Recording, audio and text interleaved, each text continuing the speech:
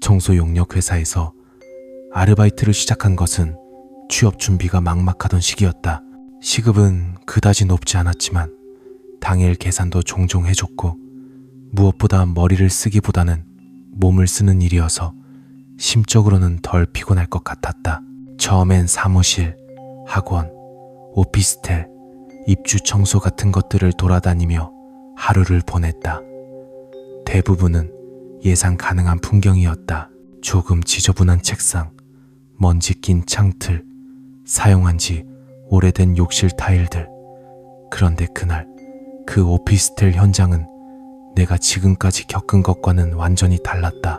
그 일을 겪고 난 뒤로 나는 아직도 엘리베이터 버튼을 누를 때마다 잠깐 손이 멈칫거린다. 그날 아침 사무실에 나갔을 때 팀장은 평소와 다르게 진지한 얼굴로 주소를 건네줬다.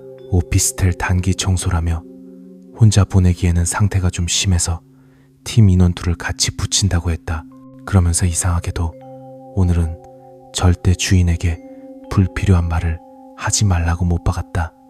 특히 집 상태에 대한 농담이나 감상은 절대 하지 말라고 강조했다. 보통 고객이 없을 때만 청소를 하러 가는데 이번 건은 주인이 집에 있을 수도 있다는 말도 덧붙였다. 그 말이 마음에 걸렸지만 나는 대수롭지 않게 듣고 현장으로 향했다. 그 오피스텔은 새로 지은 건물이었고 외관은 깨끗했다. 로비에는 향기까지 뿌려져 있어서 고급 호텔 같은 분위기였다. 엘리베이터 안거울에 내 작업복을 비춰보며 나는 잠깐 위축감을 느꼈다. 깨끗한 건물에는 항상 깔끔한 사람들이 살 것 같았다. 그런데 도착한 층의 복도는 이상할 정도로 조용했다. 다른 집 문 앞에는 택배 상자가 깔끔하게 놓여 있었지만 우리가 가야 할 호수 앞에는 아무것도 없었다. 대신 아주 희미한 냄새가 새어나오고 있었다. 음식물 쓰레기가 오래된 냄새와 방향제가 섞인 기분 나쁜 냄새였다. 문 앞에 도착하자 동료 형이 먼저 인터폰을 눌렀다. 대답은 없었지만 문이 잠겨있지 않았다. 형이 조심스럽게 문을 밀자 안쪽에서 퀴퀴한 공기가 한꺼번에 쏟아져 나왔다. 그 냄새에 나는 반사적으로 마스크를 한 번 더 눌러 올렸다. 문을 완전히 열자 눈이 잠시 어두워졌다가 적응하면서 집 안의 모습이 드러났다. 그 순간 나는 그 집이 단순히 지저분한 정도가 아니라는 것을 바로 알 수 있었다. 먼저 바닥이 보이지 않았다. 현관에서부터 거실 끝까지 그리고 부엌과 방 안까지 각종 쓰레기와 물건이 층층이 쌓여 있었다. 배달 음식 봉투, 라면 용기, 음료수 페트병, 찢긴 옷가지와 종이 상자들이 뒤엉켜 산처럼 쌓여 있었다. 길이라고 부를 수 있는 부분은 발 한 발 내디딜 수 있을 정도의 좁은 틈뿐이었다. 발을 내디딜 때마다 바닥 아래 무언가가 바스락거리며 부서지는 소리가 났다. 쓰레기 더미 사이로 작은 벌레들이 빠르게 흩어지는 것도 보였다. 형과 나는 잠시 말이 나오지 않았다. 그런데 더 이상한 것은 그 모든 쓰레기 더미 위로 규칙적으로 놓인 화장품과 거울, 헤어드라이어 같은 물건들이었다. 쓰레기 더미 가운데에 작은 섬처럼 꾸며진 화장대 공간이 있었고 그 위에는 조명을 받은 듯 깨끗한 거울과 고가로 보이는 메이크업 제품들이 줄지어 있었다. 마치 쓰레기장 한가운데에 쇼룸의 일부가 떨어져 있는 것 같은 느낌이었다. 그리고 그 거울 앞 좁게 비어있는 바닥에 놓인 의자 하나가 눈에 들어왔다. 집안에는 사람 흔적이 없었다. 주인이 나갔는지 자고 있는지 알 수 없었다. 형은 집안 곳곳을 둘러보더니 한숨을 쉬며 일을 시작하자고 했다. 원래 계획은 집안 전체를 크게 두 구역으로 나눠서 쓰레기를 치우고 바닥과 창문, 욕실을 순서대로 정리하는 것이었다. 나는 부엌 쪽을 맡고 형은 거실과 방을 맡았다. 쓰레기 봉투를 펼치며 나는 이 집에 어떤 사람이 살고 있을까 잠깐 상상했다. 쓰레기 더미 사이에 놓인 고급 화장품과 향수병들을 보면 주인은 분명 외모 관리를 철저히 하는 사람일 것 같았다. 그런데 이 집 상태는 그런 이미지와 너무 동떨어져 있었다. 부엌 쪽으로 몸을 돌리자 더욱 심한 냄새가 밀려왔다. 물이 고인 싱크대에는 설거지되지 않은 그릇들이 층층이 쌓여 있었고 그 아래에서는 검은 물이 흘러넘쳐 바닥까지 번져 있었다. 냉장고 문은 완전히 닫히지 않은 채 살짝 벌어져 있었고 틈 사이로 상한 음식 냄새가 새어나왔다. 나는 최대한 숨을 죽이고 냉장고를 밀어 닫았다. 그 순간 안쪽에서 뭔가가 툭 떨어지는 소리가 났다. 그 소리가 이상하게 사람의 손목이 어디에 부딪히는 소리처럼 들렸다. 나는 오싹해져서 냉장고 안은 보지 않기로 했다. 거실 쪽에서 형의 신음 같은 소리가 들려왔다. 내가 고개를 돌리자 형은 거실 쓰레기 더미를 일부 걷어낸 자리에서 뭔가를 발견한 듯 서 있었다. 쓰레기 아래에서 나온 것은 작은 액자였다. 액자 속 사진에는 젊고 아름다운 여자가 서 있었다. 단발머리에 정갈한 메이크업, 깔끔한 블라우스를 입고 미소를 짓고 있었다. 그 얼굴을 보는 순간 나는 어디선가 본 기분이 들었다. 텔레비전 광고에서 보았던 모델인지 인터넷 기사에서 보았던 인물인지 정확히 기억나지 않았지만 낯익은 느낌이 강하게 들었다. 액자 뒤에는 날짜와 짧은 글이 적혀 있었다.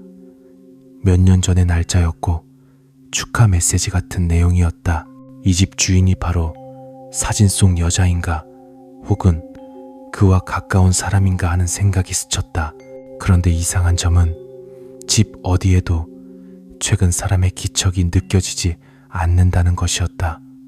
쓰레기도 대부분 말라 있었고 음식물 봉투도 오랫동안 방치된 느낌이 강했다. 마치 시간이 어느 순간에서 멈춰버린 것 같았다.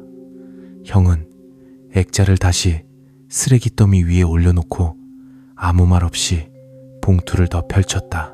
우리가 일하는 동안 집안은 점점 더 더러움 속에서 그 형태를 드러냈다. 쓰레기를 걷어낼수록 바닥의 얼룩과 벽에 튄 자국들이 눈에 들어왔다. 단순히 음식물이 튄 흔적이 아니었다. 곳곳에 손자국처럼 보이는 얼룩이 있었다. 바닥, 벽, 문, 손잡이 주변, 그리고 그 화장대 주변까지 마치 누군가가 손에 무언가를 묻힌 채 아무렇게나 벽과 바닥을 짚고 다닌 것처럼 보였다. 얼룩은 갈색과 회색이 섞인 색이었고 손자국 형태가 분명했다. 문득 나는 그 손자국의 크기가 지나치게 작다는 것을 깨달았다. 성인 여성의 손이라기보다는 어린아이의 손 정도 크기처럼 보였다. 정신없이 쓰레기를 모으다 보니 어느새 점심시간이 다 되어 있었다. 형은 잠깐 복도로 나가 환기를 시키며 숨을 골랐다. 나는 문을 반쯤 열어 넣어둔 빈 봉투들을 정리했다. 그때였다. 집안이 갑자기 조용해졌다는 것을 깨달았다. 원래는 밖에서 나는 소음이나 엘리베이터 움직임, 형이 내는 기척 같은 것들이 희미하게 들렸는데 그 모든 소리가 한순간 그친 것 같았다. 대신 아주 작은 소리가 들려왔다. 거실과 방을 가르는 중간쯤 화장대가 놓인 근처에서 나는 소리였다. 처음에는 플라스틱이 비비어지는 소리처럼 들렸다. 누군가가 화장품 뚜껑을 여닫는 것 같은 소리. 나는 나도 모르게 발걸음을 옮겨 화장대 쪽으로 다가갔다. 쓰레기 더미 사이 좁은 길을 따라가자 화장대 앞이 가까워졌다. 화장대 위에는 거울과 화장품, 여러 개의 빈 병이 가지런히 놓여 있었다. 그리고 그 위쪽 거울 중앙에서 뭔가가 미세하게 흔들리고 있었다. 조명도 없는 집안인데 거울 표면이 파도처럼 요동치는 것처럼 보였다. 나는 시간이 멈춘 것 같은 기분에 사로잡혀 한동안 그곳을 바라보았다. 거울 속에는 온통 쓰레기 더미가 비치고 있었다. 그런데 한가운데 의자가 있는 자리에는 누군가가 앉아있는 것처럼 보였다. 실제로는 아무도 없었다. 하지만 거울 속에는 흐릿한 실루엣이 자리 잡고 있었다. 머리가 길고 어깨가 가는 사람이었다. 그 사람의 얼굴 부분은 그림자로 검게 가려져 있었다. 그 실루엣은 천천히 고개를 숙였다. 들기를 반복하고 있었다. 마치 화장을 하는 동작처럼. 나는 숨을 제대로 쉬지 못한 채 뒤로 물러났다. 발이 쓰레기 봉투를 밟아 비틀렸고 봉투 안에서 딱딱한 것이 부딪히는 소리가 났다. 그 순간 형이 현관문을 열고 들어오는 소리가 들렸다. 주변의 소음이 한꺼번에 돌아온 느낌이었다. 다시 거울을 보았을 때는 아무것도 없었다. 단지 어지러운 집안과 비어있는 의자, 그리고 나 자신의 얼굴만 비치고 있었다. 나는 스스로를 다그쳤다. 공기가 탁하고 냄새가 심하니 환각 비슷한 것을 본 것이라고. 하지만 심장이 진정되지 않았다. 점심 이후 우리는 남은 쓰레기를 더 과감하게 걷어내기 시작했다. 쓰레기 더미 아래에서 잡지와 사진들이 나왔다. 대부분 패션 잡지나 광고 컷처럼 보이는 사진들이었고 모두 같은 여자를 담고 있었다. 사진 속 여자는 액자에서 보았던 그 사람과 같았다. 방송 출연 사진처럼 보이는 것들도 있었고 화보처럼 연출된 사진도 있었다. 그녀는 모든 사진에서 항상 완벽한 모습이었다. 정돈된 머리카락, 완벽한 메이크업, 깔끔한 배경. 화면 속 그녀는 현실 감각이 없을 만큼 말끔했다. 그런데 그 사진들이 쓰레기 더미 아래 구겨진 채 방치되어 있다는 사실이 이상했다. 책상 서랍을 비우던 형이 한 묶음의 종이를 들고 나왔다. 그것은 은행과 카드사에서 온 우편물 묶음이었다. 몇 년 전부터 밀린 결제 내역, 독촉장, 압류 예고 문서들이 가득 붙어 있었다. 이름은 사진 속의 여배우와 같았다. 나는 그제야 확신했다. 이 집의 주인은 한때 어느 정도 이름을 알렸던 사람일 것이고 지금은 잊혀진 연예인의 말로처럼 삶이 무너져 내린 상태였을 것이라고. 하지만 이 집 상태는 단순한 생활고나 우울증으로 설명하기에는 어딘가 비틀려 있었다. 누군가 일부러 집안을 이렇게 만들고 그 한가운데 단 하나의 자리만 정성스럽게 유지하고 있는 것처럼 보였다.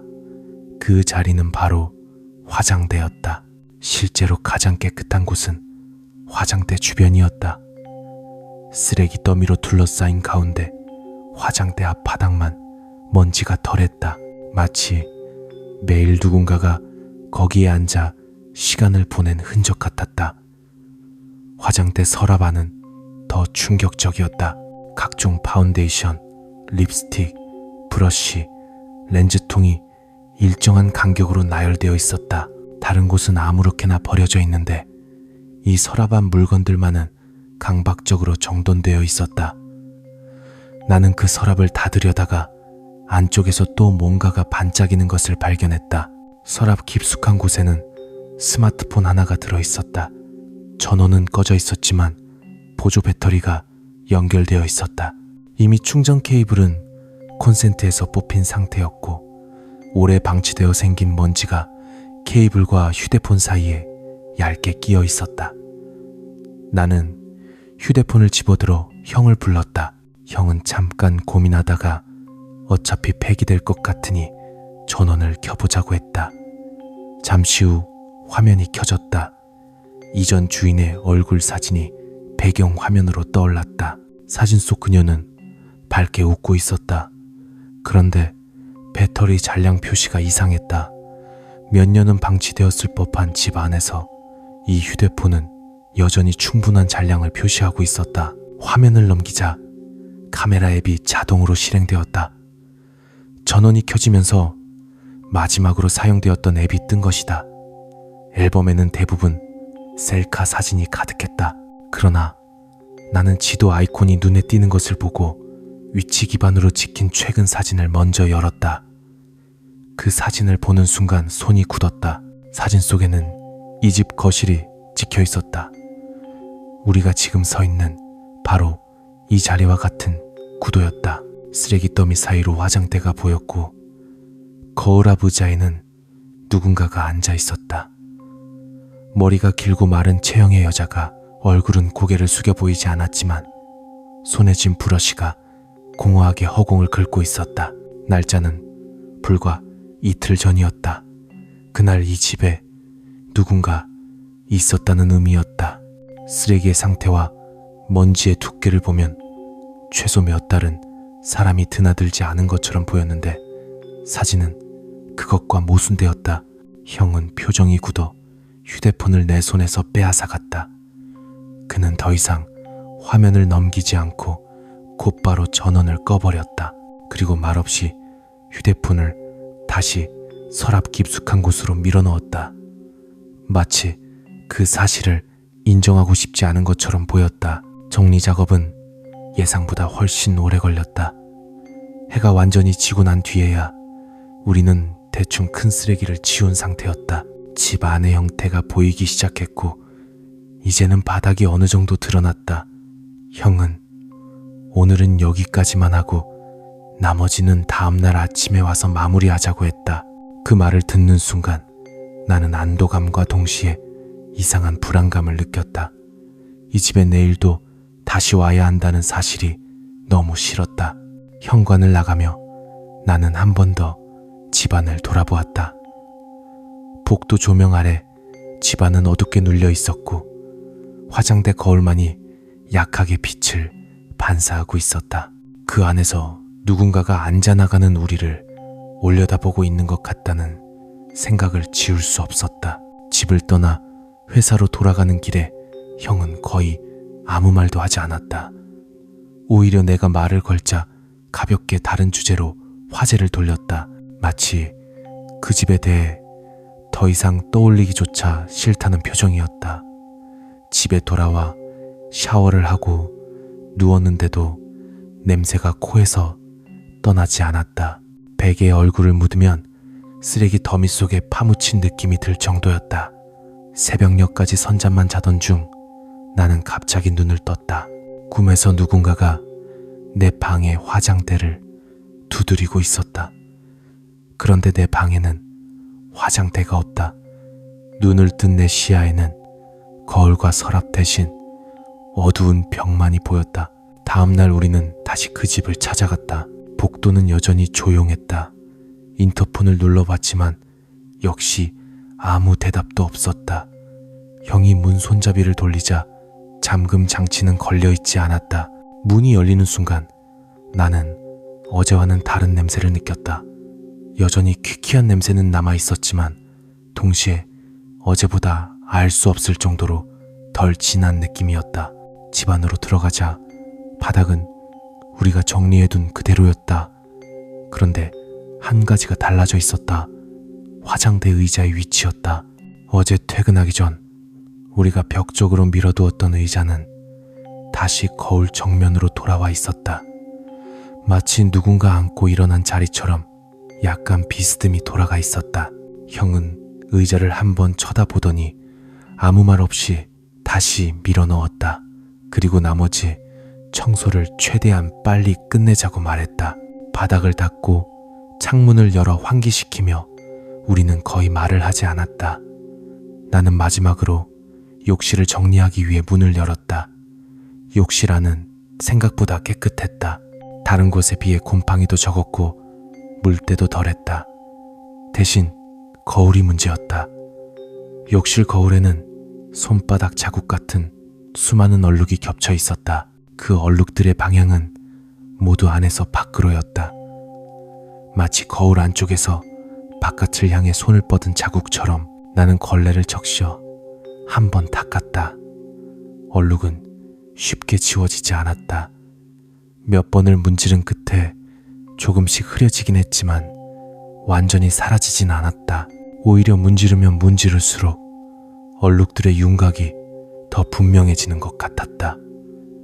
손가락 모양, 손바닥의 곡선, 손목이 닿았던 자리까지.